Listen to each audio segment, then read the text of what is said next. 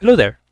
In this video, I'll be talking about inf, negative inf, and NaN values in Game Builder Garage, including what they are, what they do, and how to make them. So let's begin. Now first, let's talk about what does inf mean. Well, inf is just short for infinity. And in Game Builder Garage, numbers are stored using something called floating point. So you don't really need to know how floating point works, but just one interesting thing about floating point is that if you try to make a number larger than the largest number that floating point can handle, then it will just give up and give you inf, which basically means this number is way too big for me to represent it in a number. So here you go. It's infinity. We can't really measure how big it is. That's basically how inf works. So in Game Builder Garage, the type of floating point that Game Builder Garage uses has a largest value of 3.4 e to the 38. So what that basically means is a number that starts with 3 and 4, and there are 39 digits in the number. So actually, GBG can actually create numbers and store numbers up to 39 digits long. And if you go up to 39 digits, 4 is the largest first two numbers that you can generate. And theoretically, if you try to make a number larger than 3.4 e to the 38, then it should give us a inf. So let's try that out. So here I have a wormhole that I set up to give out a really big number close to that. So here we have is giving out 2.8 e to the 38. Now, as I said earlier, if we take this number and add it to itself, then theoretically it would give us 5.6 e to the 38. As I mentioned earlier, that's larger than 3.4 e to the 38. So then it should give us inf instead. And if we try that out, let's just take a copy of that 2.8 e to the 38 here and add them together. And you will see that when we look into this calculator input, it will give us inf. So here is it originally. And then here it becomes inf. So that's basically how inf works.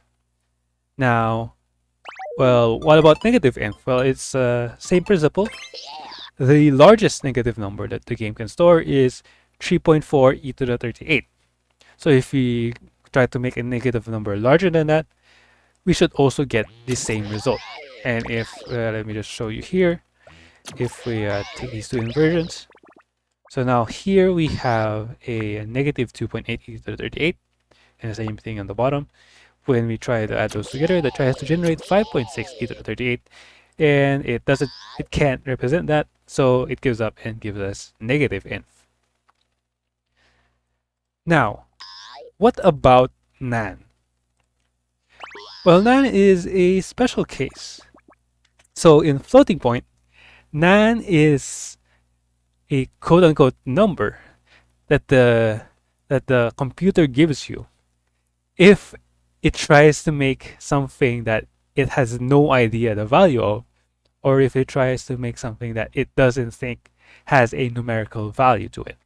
So like, for example, in different programming languages, that's like if you try to like take something that's not a number and like try to measure it as a number, it's just going to give you NaN.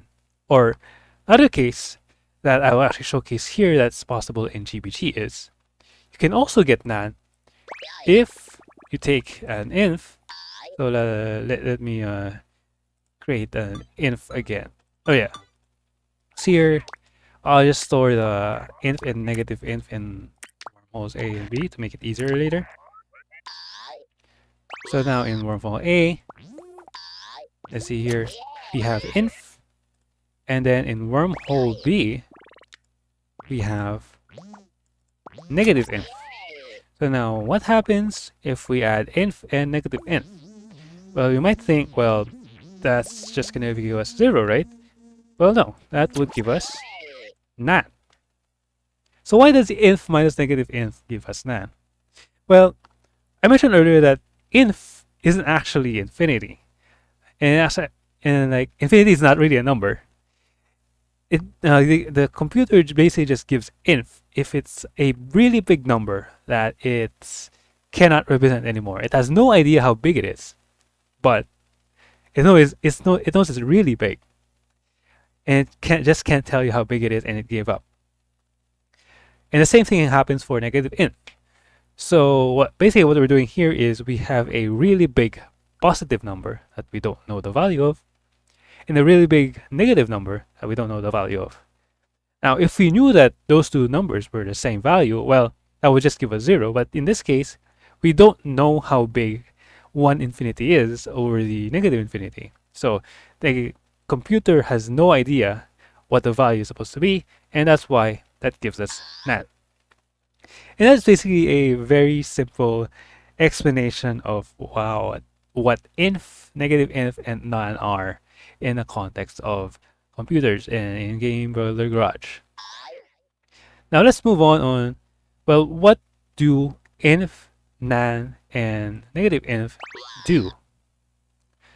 Well, here I've basically listed all of the nodons that have inputs here and put them in the categories depending on how they interact with inf and NaN. So first, let's just start with inf. So here are the only 4 nodons that work normally when you send a inf to them. So let me showcase it here. So wormhole A has the inf value here. So if we send an inf to an absolute value, it just gives us inf. We send it to an inversion nodon, it inverts the value, so inf becomes negative inf, and if we send the negative inf to the absolute value, you can see negative inf becomes inf again. And then for the game swap nodon, when we send a inf or negative inf to it, in the next game, it's gonna output inf or negative inf. And so wormholes, you can send inf to them or negative inf, and we will get inf or negative inf back. That's how I am able to use this in the first place. Now next are these numbers under normal logic. So what normal logic means is these numbers don't really care about what number you give them. It just cares if the number is 0 or not 0. And the game counts inf and negative inf as not 0. So when you connect inf or negative inf to any of these nodons, to the game, doesn't matter if it's that it's a really big number. It just sees oh, it's not 0, so we will work. So that's normal logic. Next here is capped input. So what capped input means is basically the inputs of these nodons have a maximum value or a minimum value. So for example, for the person, the maximum value and the minimum value of its forward and backwards input is 2 or negative 2. So if you send anything larger than 2, it just becomes 2, and anything smaller than negative 2, it becomes negative 2. So for example, if we just send any infinity here, what will happen is the person will just interpret that as 2. And yeah, you see here, it just works normally, and it's the same for all of these other nodons. And like, yeah, some of these nodons also have a logic input, and those also have normal logic. Like for example, the person's jump, the car's jump, and the counter's reset. All of those have normal operations as well. Next is 0 output. So 0 output is a special case where when we send inf or negative inf to it, or if they try to create an inf or negative inf in their output, it will just give a 0. So here, you can see here, if I send an inf to the map, it just turns the output into 0. It doesn't matter what the settings are. As long as the input is inf, it will just give us 0 regardless of these settings. And the same applies to all of these other nodons. Also, I mentioned earlier, even if you try to generate a number or try to generate inf, it does the same thing. So for example, here we have the really big number. So when we do a one-to-one map conversion, it's able to display that correctly. Like if we try to make it smaller, it works perfectly, but when it tries to generate something larger than 3.48 to 38, for example here, when we multiply it by 2, it becomes 0. So any inf that comes in or tries to come out just becomes 0. Now here we actually have something interesting where, especially for the angle to position nodon, where if you know how the angle to position nodon works, this top output is the sine output from the input, and this is the cosine output. So actually, it's impossible for the cosine and sine to both be 0 at the same time for any given input. However, here we have a special case where when we send inf, we can set these to 0, both of them. So actually, yeah, this is a special way. So normally it would be impossible for both outputs of the angle position to be 0. So, but here we have a special way to do that if you want to do that for some reason. Now the 0 output might sound useless, but it is actually has some use because, well, what if, for example, you have any of these nodons in any of your games, and for some reason or another, you just want their output to become 0. Well, you can't be too sure what their settings are, or yeah, what their settings are, what their inputs are at any time. However, when you send a inf to any of these inputs, that will basically just force their outputs to become 0. You're just using a extra signal connection. So if you have that inf signal from anywhere that you can activate for some reason, you can use that to basically turn off any of these nodons from working if you need to do that for some reason. And now let's move on to this last part, which is the most interesting part. Special interactions. So all of these nodons do something a little bit more special when they get an inf or try to generate an inf. Now let's deal with the calculator. It's pretty similar to here, to the 0 output, but instead of 0 output, now it's 1 output. Yeah, for some reason, if the calculator gets inf or negative inf or tries to generate inf or negative inf, it just gives us 1. So even if we do the same thing here, where when I send e to the 38, when we try to add those together, and it should give us inf, just give us 1. And then for the digitize, for some odd reason, when we send a inf to it, it will give us this number. So this number is basically just 2 to the power of 31. So for some reason you want 2 to the power of 31, there you go. You can get it through this conversion for some reason. And same happens when you send a negative value. There you go, you get the negative value of that. Now for the weird ones. So here, let's go through each of these three one by one. So the simplest one of these three is the camera direction nodon. So the camera direction nodon for the top input, up and down, this is actually a cap value, so this can go up to 180 and negative 180, so that works normally. You get negative infinity becomes negative 180. However, the special case is in the horizontal input. So the horizontal input, where there's no limit, there should be no limit to this horizontal input. It's angular input, so yeah, like theoretically, like if you send a really big number to it, it should make sense what comes out. But for some reason, if you send an inf to it, here's a normal camera, it rotates a very specific value, so it's not intuitive. So what happens is, if you send a positive infinity here, the camera direction will interpret that as negative 45.52 for some reason.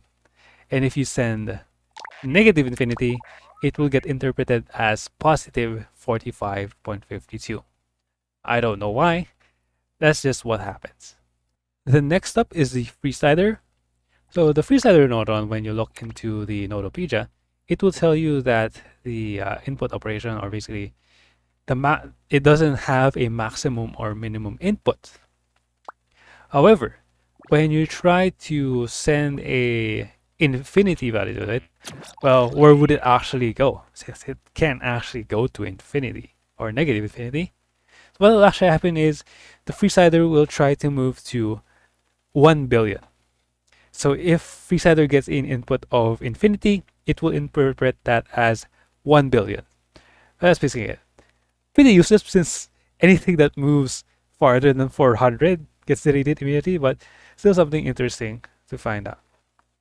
Lastly, the most interesting of the bunch for Inf is the Hinge Connector. So let's see what happens when we connect a object to the Hinge Connector. So here's the bottom object and here's the top object. Now let's see what happens when I try to send positive infinity to the hinge. And now, you see there, if you see that, let me just make this zero gravity. And I press, and I send infinity to it, you'll see that the object that's connected to the hinge will actually break off immediately and start spinning really, really fast. So I measured this rotation speed and it's actually at a speed of 13.27 rotations per second. So the moment that I send inf to it, the object is immediately broken off the hinge and starts rotating at 13.27 rotations per second and slowly slows down, as all objects do. Same happens when I send negative infinity to it, where, yep, there it still breaks off, but instead it rotates in a different direction. It now rotates at negative 13 rotations per second. This might be useful if you want to somehow break a hinge for some reason. Like you want a command to immediately break connections. This might be something useful. However, you will need to deal with the very fast rotations there. But still, something very interesting. Now, one more thing to note is that this only happens if you send infinity or negative infinity in the middle of the game. So that there, I send infinity or negative infinity at the middle of the game. However, when I try to send infinity during the very start of the game, so for example, let me get the 2Ds, and here, during the very start of the game, it's already inf, we will see that the object will stay in place as normal. So if it starts with inf, it just interprets that as 0 and it doesn't do anything. And only when we send inf or negative inf to it during the game, after the hinge has been initialized, is when it will break off. So that's it for the inf and negative inf reactions. Next up is NaN, which is much more interesting. First off, we have the works normally category. So much like the category in the inf, if you send a NaN here, well, it's as normal as it can be. So like, if you send a NaN here, it just sends out NaN. There's no such thing as negative NaN, so here NaN just becomes NaN from inversion. Then the counter, if you send NaN to it, the value becomes NaN. Swap game, you send NaN, output NaN, and same thing for the wormhole, where you send NaN to it and it can output NaN. The normal logic, this is the same as the inf, where these nodons only care if the value is not 0, and the game counts NaN as not 0. So when you send NaN to them, they will activate as normal. Next up is 0 input. So now these nodons will just interpret a NaN as a 0. So if they get a NaN input here, that's just the same as setting the input to 0. And that's all there is to say for these nodons. Next is 0 output. So this is pretty much the same as here. However, yeah, it tries to, all of these will output a value of 0 if the input, any of the inputs is NaN, or if the number that tries to generate is NaN. So yeah, all of these just become 0. Like for example, for the map, yeah, right now it's outputting -1. When you set NaN, it just becomes 0, regardless of what the settings of any of these nodons are. And we also have the same special case for the angle to position here, where we can get both outputs to 0 at the same time with this special case. And next up here are nodons that will break the camera when you send NaN to it. So basically, if you send NaN to any of these any of these camera nodons, so specifically the camera, the base camera, the camera position, and camera target, or the game screen, it will break the camera. So one thing to note here is the camera direction doesn't get broken. Here it gets interpreted as a 0 input. However, for any of these other cameras, it will break the camera. Let me just showcase it here. So here the game works as normal, but the moment I send NaN to it, the camera is immediately broken. The game doesn't know where you're supposed to be, and the game is basically unplayable at this point. So that's what happens when you send NaN to any of these nodons. Now here, you have something quite interesting, which is retain input. So what I mean by retain input here is, for example, if we're sending a value to the nodon, let me just open this game. So for example, let me get rid of this first. So right now I'm sending a value to, or I'm using the stick to control the person. So right now I'm setting a 1, -1, and so on. So now what happens when I send NaN to it is, here, I'm gonna move down and I'm gonna press NaN. Here I press NaN and the person keeps moving. However, I've already actually let go of the stick. So let me, actually to show that more clearly, let me use a bunch of textures here. So here, red means I'm holding the stick. Blue means I'm sending NaN. So here you can see I'm holding the stick, and this means I'm holding NaN.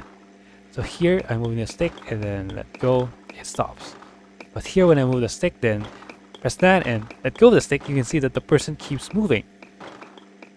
And it's the same thing here. I already let go of the stick, but the person keeps moving in that direction. And actually this applies to all of its inputs. So in this case, I've only sent NaN to its up and down movement. However, for example, if I try to move in a diagonal direction, then press NaN and let go of both, the person just keeps moving to that direction. So with NaN, you can actually lock a player's inputs the moment that you send NaN. But regardless if the inputs change or become something else or become 0, once you send NaN and until you let go of NaN, the person nodon will keep trying to move in that specific direction. You can also see here, it does some really weird things with the rotation of the person, since once you send NaN, it stops trying to rotate, or the rotation that the person was in when you press NaN is preserved. So like if it was in the middle of turning around, it will do that weird thing there. And one more thing to note about the person is, for some reason, when we send NaN to the jump input, the jump input is supposed to be just a logical input, but for some reason, when we send NaN to it, it doesn't register as an input. So that's the case where sending NaN doesn't activate something that only expects a 0 or non-zero value. However, for the action, the same thing applies as well. So for some reason, the person doesn't interpret a NaN as a non-zero value. Now for the UFO and the play sound nodon and the slow time nodon, they're all pretty much the same principle. If there is a specific input to any of them, and you let go of that input while NaN or after NaN is pressed, it will still keep moving. So here, same thing. Once I let go, the UFO keeps moving on once I set the NaN value. And the same for all of the 3 inputs of the sound, or the input of the slow.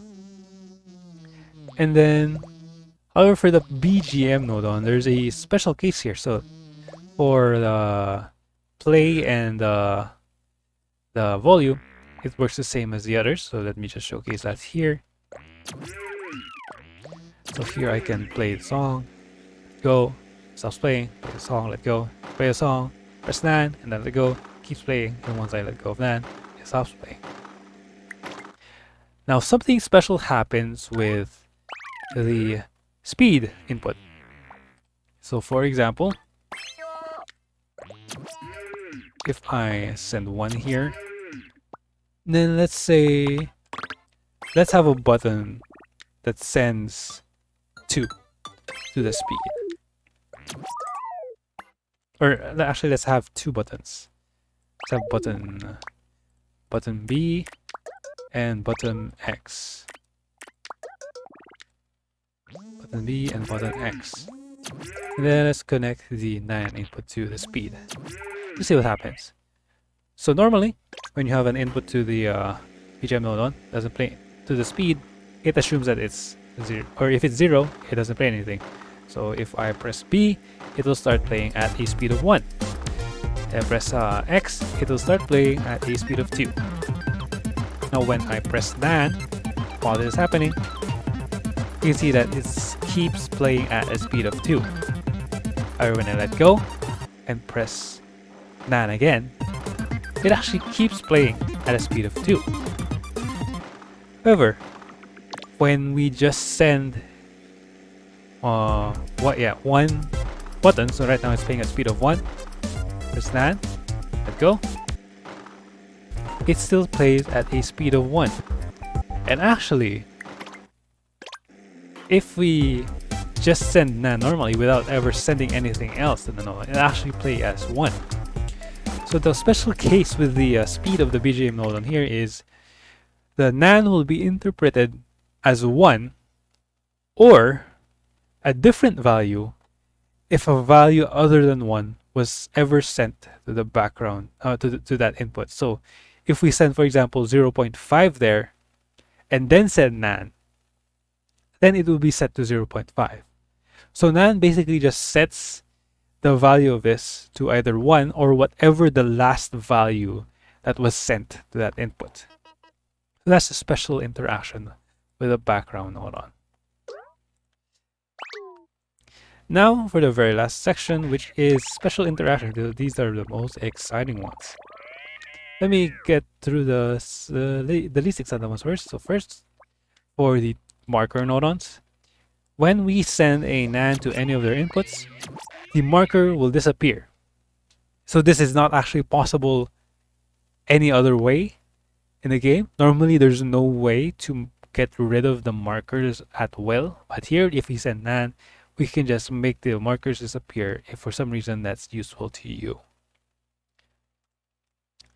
Next we have the number object, and with the number object, when we send a NaN to it, it basically just becomes -0. So nothing too fancy. If it's 0, send a NaN, it becomes -0. And typically you can already make -0 if you make a really small negative decimal number. So nothing too unique, but this is what NaN does when you send it to a number object. Now for the extending box, when you send NaN to any of its inputs, what will happen is the extending box will basically just disappear. So right now I'm not holding the button any longer, but the extending box is still disappeared. So basically if you send a NaN to any of the inputs of an extending box, it will permanently disappear from your game. So you can send negative values to the extending box to make it disappear momentarily as long as there's a negative input there. But if you send a NaN, it makes it disappear permanently. So if for some reason you want that, there you go. Then for the hand Nodon, here, for the hand Nodon, the grab input is a logical input. So the sending NaN to it doesn't change anything. For now, we'll just set that to B.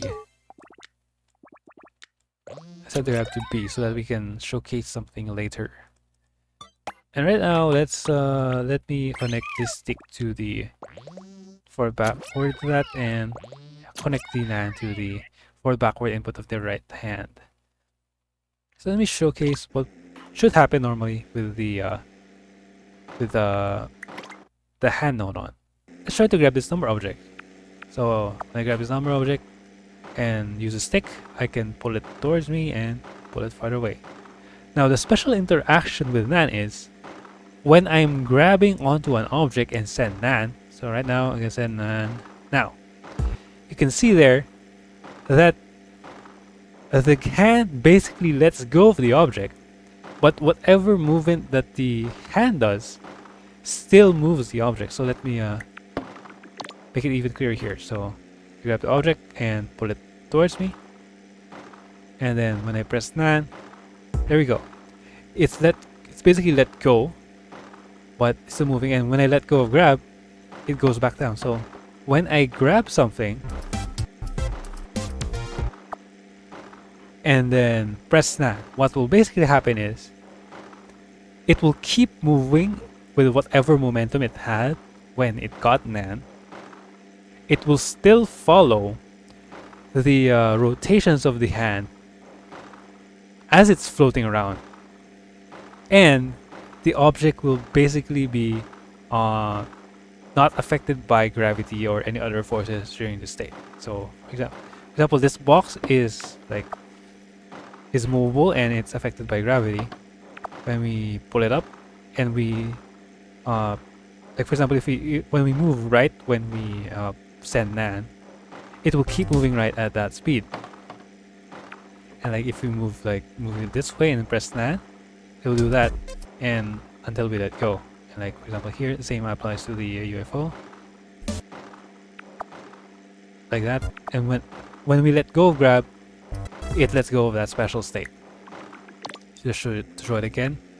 Right here, when we press NaN, it starts floating and yeah, keeps following the movement of our hand, the rotation of our hand, and once we let go, it goes back to normal.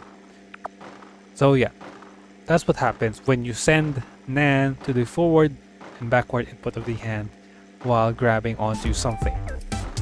This could actually be useful for like if you want to track the specific rotation of the hand for some reason, or if you like find a use for this specific interaction. Yeah, something very unique and very weird. Now next up is the car Nodon. So the car Nodon has 3 different inputs for us to play with, and first the jump, it works as normal. So the jump is just a logical input. When we send the NaN to it, actually for the car Nodon, it also interprets a NaN as a 0. So it's another special case along with the person where the NaN counts as 0 and doesn't do anything when we send NaN to the jump. Now the interesting part with the car comes with the accelerate and the steering wheel. So let me just add a button first for accelerate and a stick for steering wheel to fully showcase this. So first let's set to accelerate. So I won't even press any buttons here. Let me just send NaN to the accelerate. And there we go. When we send NaN to the accelerate input of a car, it will, for some reason, get rid of the wheels of the car, and now you have just the body of the car. And sending an input to its accelerate doesn't do anything, so it stops being able to accelerate, but you can still steer it, even though that won't really do anything. And one more thing to add is here. I'm just connecting this to the person. When you try to push the car while it doesn't have any wheels, it becomes really slippery. So yeah, for some reason you need something really slippery. You can just push the car like that, and yeah, or get rid of the wheels using NaN and then use the car as a very slippery object. And when we press accelerate, or let's try it again. When we press accelerate and then send NaN to it, it just retains its momentum, but it doesn't keep going. Like it doesn't retain the input like what we did with the person Nodon or the UFO. So it basically gets stops, or the input basically becomes 0 at that point. Let me show that again. There we go. Yeah. We zoom out. You start moving, then get rid of it. It doesn't keep accelerating, just stops accelerating and keeps moving on the direction that it was sent. And next up is the steering wheel input. Now if we send a NaN to the steering wheel input without pressing anything else, if I just send NaN to it, there we get something quite interesting where it gets rid of the front wheel and the whole body, but it will still have these back wheels and these two tiny things there. Let me zoom in so this is more visible. And when I press NaN, it will only have these wheels and these two small screws there. But in this state, so right now we sent NaN for an instant to the steering input, but here in this state, we can't actually steer the car, but we can still accelerate it. So yeah, and when we send NaN to the car while it's turning and accelerating, it will keep on moving with that steering until it runs out of momentum. Yeah, you can see here the steering gets weaker and weaker the longer we wait for it to stop. And now if I try to accelerate it a bit more, it won't be turning as much as the original. So like eventually the steering will completely wear off and the car will move perfectly straight when we wait long enough for it to calm down. That's basically the special interactions with the car. And the very last interaction, I've saved it for last since it's the most interesting one, is the reduced gravity Nodon. So what the reduced gravity Nodon does when you send NaN to it is, let me showcase it here. I have a box and I'm gonna put it at y is equal to 10. So basically it's gonna keep falling at the start. Now what will happen when I send a NaN to the reduced gravity? You'll see that the I'll send the NaN right when the box is in the middle of its falling. When I send the NaN, the box stays in place. So I think, oh, it just sets the gravity to 0. However, when I let go, the box stays in place. And let me grab this UFO here. And let me give myself some control to this UFO to fully showcase this.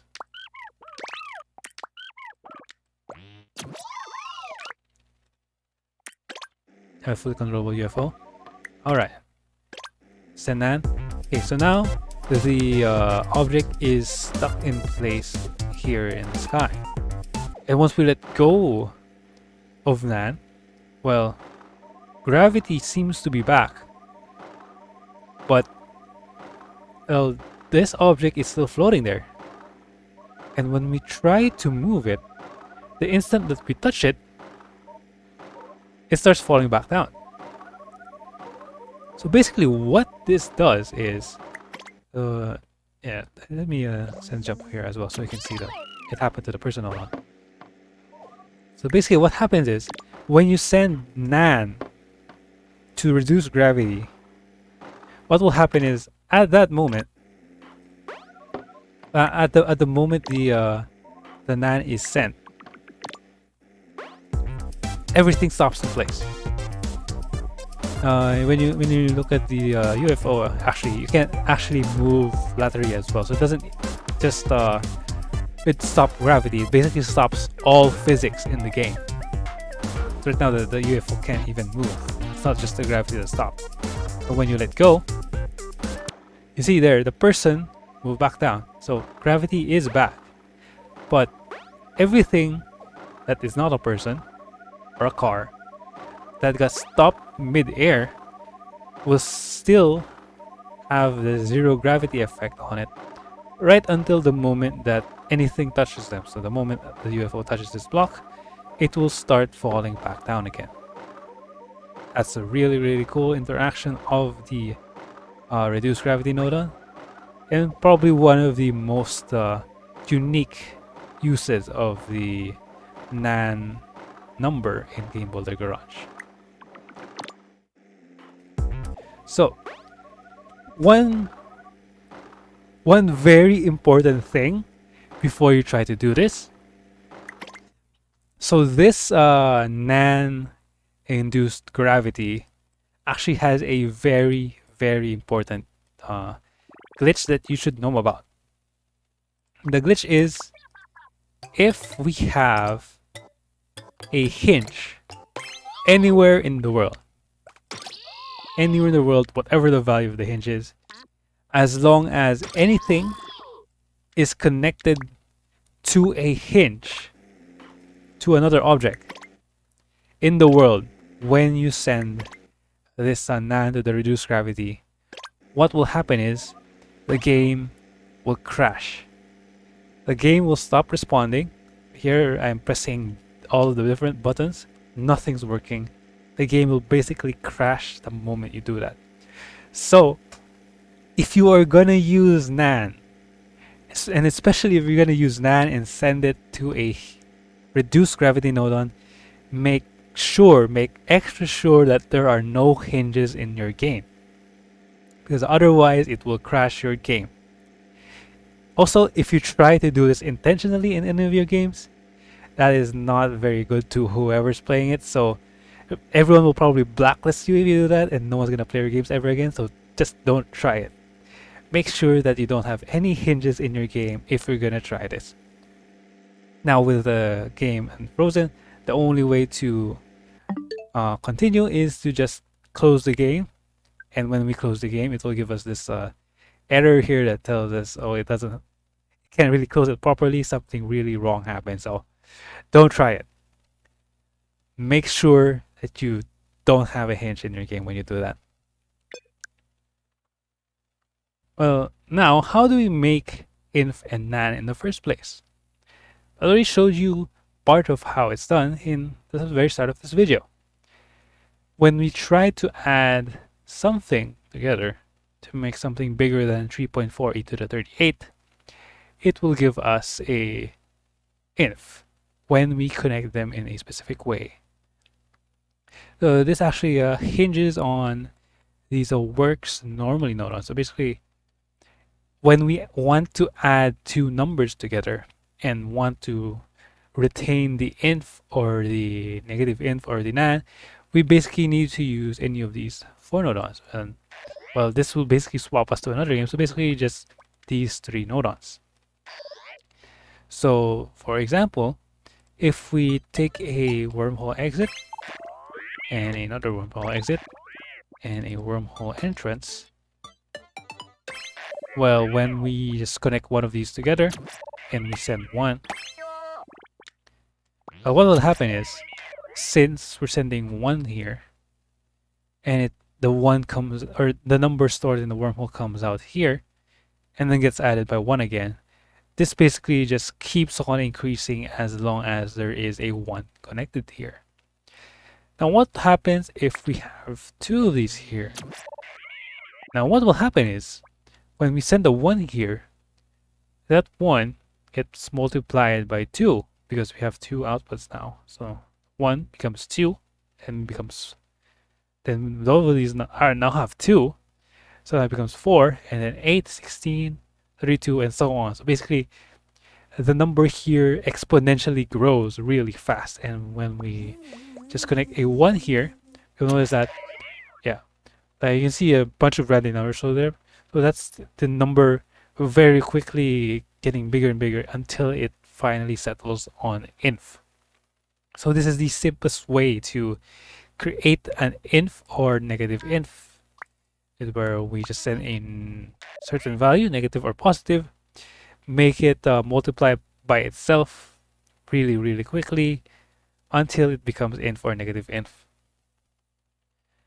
Now one thing to note here is that, well, you can see here that during the very start of the game, it still doesn't reach inf. So like, since it needs to do a lot of multiplications, it actually takes a few iterations or a few milliseconds until this actually becomes negative. I think this takes about 6 frames or 5 frames to do this. So it's not perfectly instant. but is the simplest way that we can use. And it's not just the wormholes, we can also use the absolute value nodon. You can just do the same thing here where we have a absolute value, another absolute value, and another absolute value here, and connect them in this way. So like whatever gets added here gets sent back here, and they get multiplying by 2. And when we send value to any of these, you'll see that, oh, let me set this to 1. You'll see that, yeah, it becomes inf in the same way as the wormholes here. And if we ever want a negative inf, we can either start with a negative value or just pass this through a inversion nodon, and that will give us a negative inf. Since the inversion nodon is one of the 2 nodons that work normally with inf and negative inf. And if we want to make NaN, well, with this kind of setup, we can just connect inf and negative inf later, and that will give us NaN. Now this gives us a permanent inf and negative inf and NaN. However, this does not allow us to send any of these numbers at will. So basically, like, these are just constants of inf, negative inf, and NaN. So anything that will happen with these numbers only happens at the very start, and we can't really control when those special interactions that we saw over here, we don't actually have any power when that will happen. So how do we do something like that? Well, we need to have a more controlled setup to generate the infs and nets. So as I mentioned earlier, the number needs to go over 3.4 e to the 38 in order to become inf. And let's break that down to a much simpler problem. The very last step that we need to do is to have a 2 numbers very close to inf, but not yet there. What if we had a number very close to inf, but still not inf? In that way, we can still use other nodons like calculators, maps, and so on to move them around. And yeah, they won't become 0 or become 1 because they're already inf or not. So let's try to make that really big number that's just kind of close to reaching the threshold for inf. So inf is 3.4 to the e to the 38. Now the easiest way that we can make a final step to make an inf is what I showed earlier, where I had like 2 point something e to the 38, where 2 point something plus 2 point something become 5, and that's already bigger than 3.4 e to the 38. Now let's try to make a number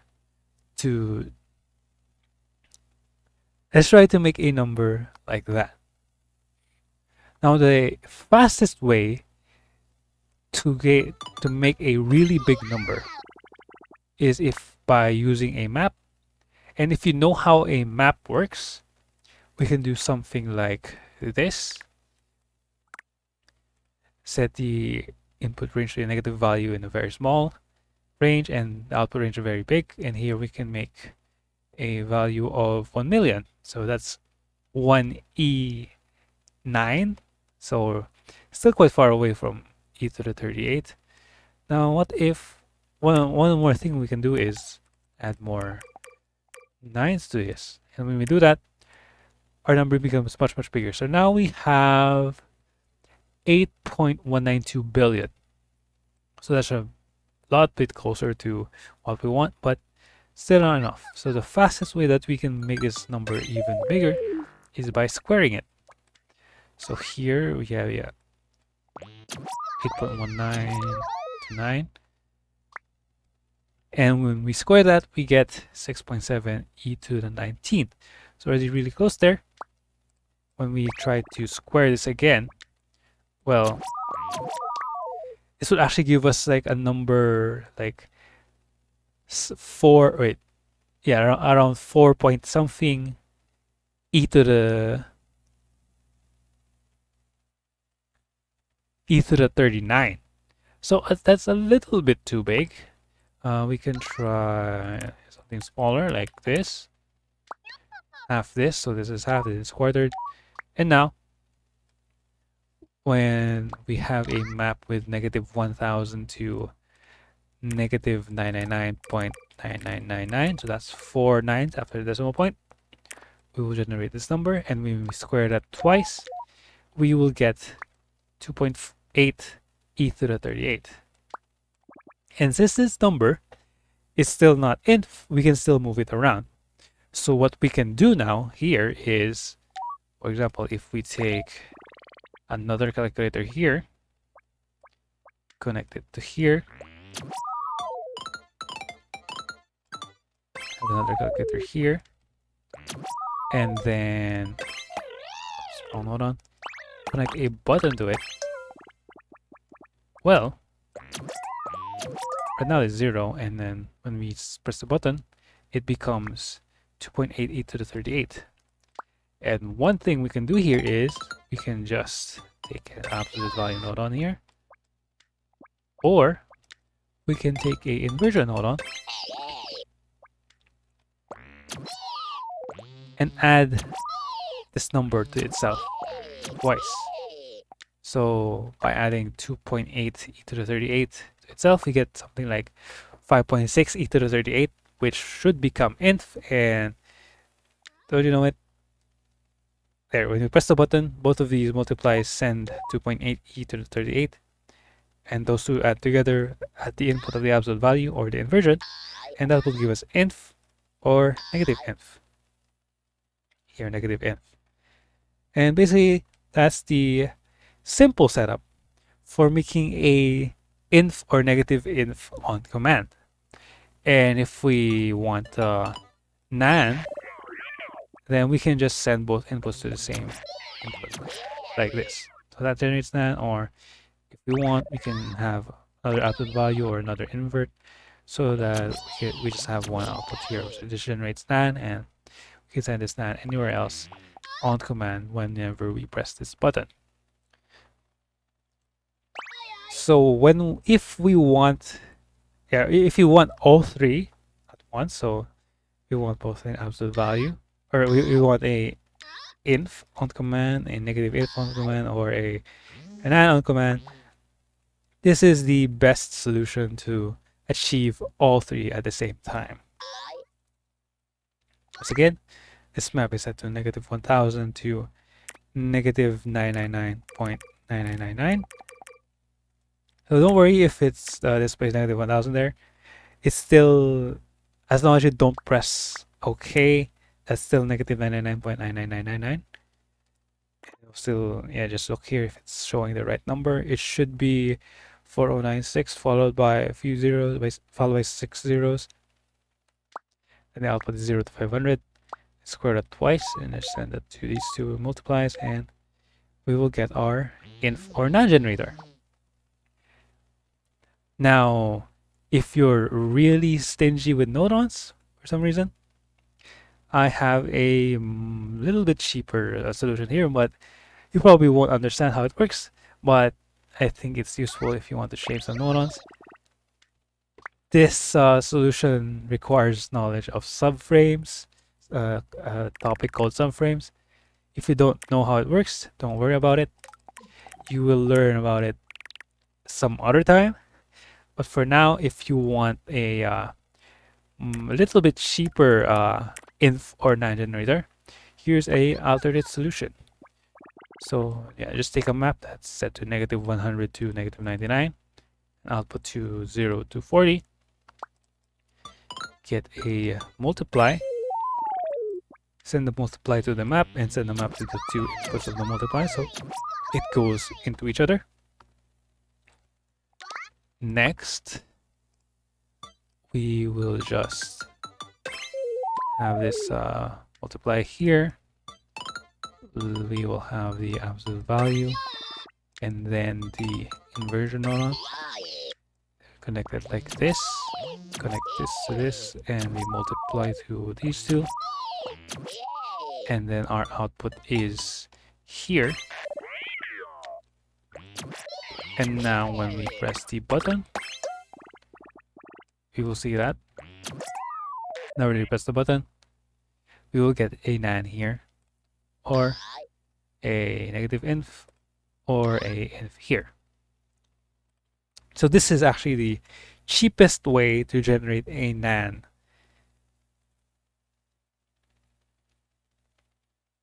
Which uses subframe logic. Now if you want to generate the inf or negative inf, well, right now these are sending out 2.68 e to 38 normally. So if you want to make these outputs like 0 or inf or 0 or negative inf, if we're not just using this to generate NaN, we would just need to add these extra calculator, and yeah, instead of connecting this directly to these two, connect here and connect the button to there. That will give us our inf on command or negative inf on command, which we can both use to make a NaN on command. So that's basically it for this video. Hope you learned something from this, and see you in the next video.